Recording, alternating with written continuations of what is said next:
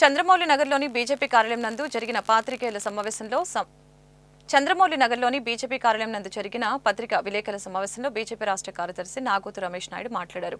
BJP రాష్ట్ర కార్యదర్శి నాగోతు రమేష్ నాయుడు మాట్లాడుతూ తిరుమల ప్రసాదాలలో కల్తీ నెయ్యి వినియోగం అత్యంత బాధాకరమని తెలియజేశారు. కొన్ని లారీలను వెనక్కి పంపినట్లు చెప్పారు. మరి అలాంటి కంపెనీలపై ఎందుకు చర్యలు తీసుకోలేదని ప్రశ్నించారు. జగన్మోహన్ రెడ్డి రివర్స్ టెండరింగ్ పేరుతో ప్రజల్ని మోసం చేశారని మండిపడ్డారు. ప్రభుత్వ రంగ సంస్థ నందిని నుంచి కాకుండా ప్రైవేటు వారిపై జగన్ ప్రభుత్వం ప్రేమ చూపింది.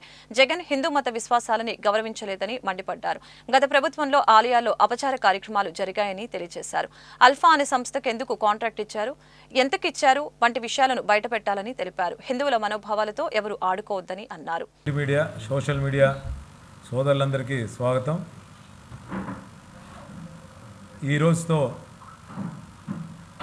కేంద్రంలోనూ రాష్ట్రంలోనూ ఎన్డీఏ ప్రభుత్వం ఏర్పడి 100 రోజులైన సందర్భంగా ప్రజలందరికీ కూడా మంచి పాలన అందిస్తున్నందుకు ఇద్దరు నాయకులకి శుభాకాంక్షలు తెలియజేస్తూ గతంలో మేము అనేక ఉద్యమాలు చేశాము. గుంటూరు కాకాని గుళ్ళో మాంసం వండుతుంటే మేము ఉద్యమం చేసి ఆ ఈవో కానీ సంబంధించిన అధికారులని బయటికి పంపించేదాకా ఉద్యమం చేశాము. అట్లానే మంగళగిరి దేవాలయంలో పానకాలలో ఒక ఇబ్బందికర వాతావరణం ఉంటే దాని మీద కూడా ఉద్యమం చేశాము.